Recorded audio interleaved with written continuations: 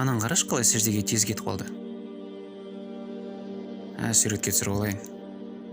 Қас.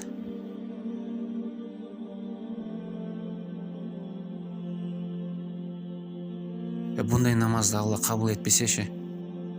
Бауырым, не істеп жатсың? Құдайға құлшылық жасап жатсың ба? Былай тез не істеп отырсың? Кешіріңіз. Біріншіден сен әуретің ашық, сосын сәждеде 2-ақ секунд болдың, тез намаз оқып зікір етіп кетіп қалайын деп отырсың ба? Болды, кетіп қалшы мына жерден.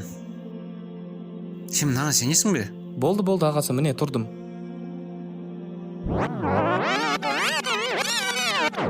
Ассаламу алейкум ва рахматулла, бауырым, қалың қалай? Уағалейкум ассалам.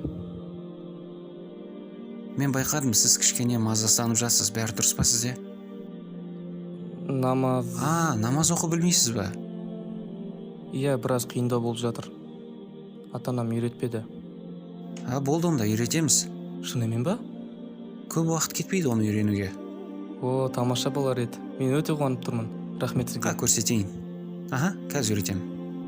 Алланың елшісі оған Алланың игілігі мен сәлемі болсын былай деген: жеңілдетіңдер, қиындатпаңдар, сүйіншілеңдер, қорқытпаңдар деген Бұхари Муслим хадисінде.